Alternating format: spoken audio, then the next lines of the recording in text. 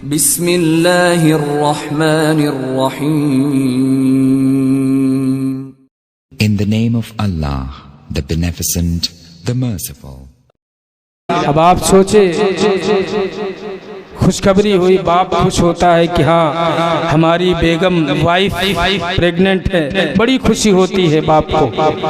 और साथ ही साथ जब बच्चा इस दुनिया में आता है और उस वक्त और भी खुश होता है। बहुत से ऐसे बच्चे हैं जो माँ के पेट में ही दम तोड़ जाते हैं। बहुत से इस दुनिया में आने के बाद, कुछ घंटे के बाद, कुछ सालों के बाद, यहाँ तक कि लोगों को देखा गया है जवानी में लोग मरते नजर आ रहे हैं।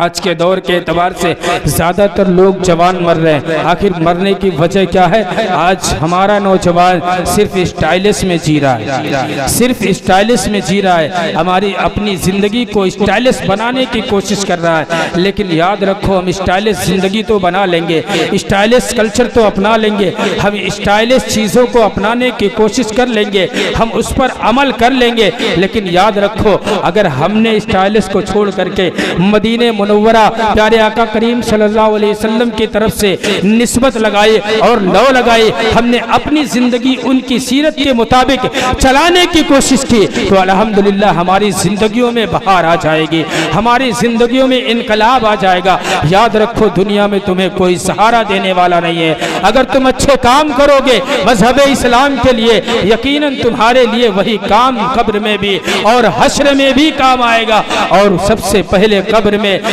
तुम्हारी ज़ियारत के लिए कोई और नहीं बल्कि प्यारे आका जनाब अहमद मुस्तफ़ा मोहम्मद मुस्तफ़ा सल्लल्लाहु अलैहि वसल्लम के चेहरे अनवर की ज़ियारत होगी।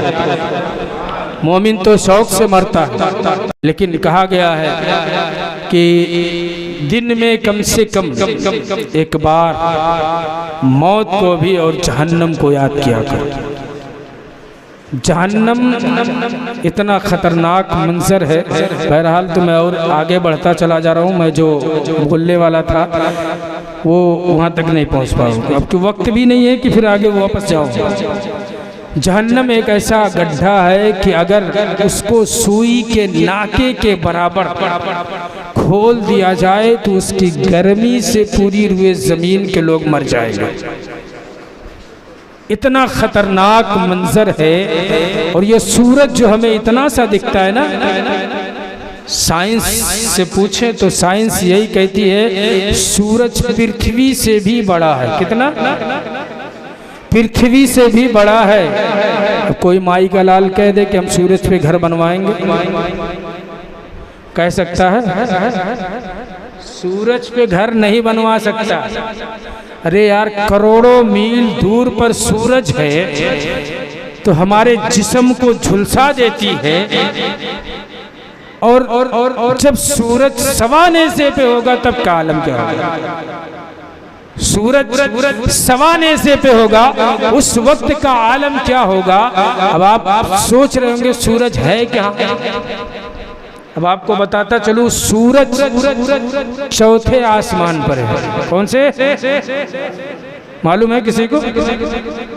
साइंस वालों को मालूम होगा, साइंस कोई पढ़ रहा है? सूरज चौथे आसमान पे है और उसकी तपिश इस दुनिया में है इतनी कि लोग धूप से परेशान हो जाते, गर्मी से।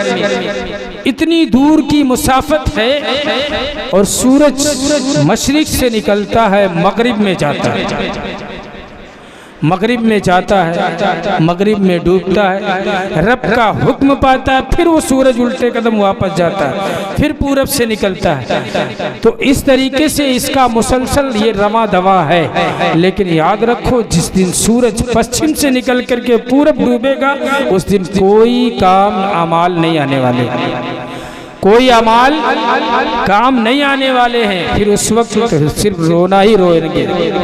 अल्लाह खैर करे वो दिन ना आए, हम दुनिया में रहें और दुनिया में रहने के साथ साथ अल्लाह की हम्दो सना जिक्र अस्कार बड़ाई करते रहें, जब तक जिंदा रहें मजहब इस्लाम पर जिंदा रहें। आमीन कह दे।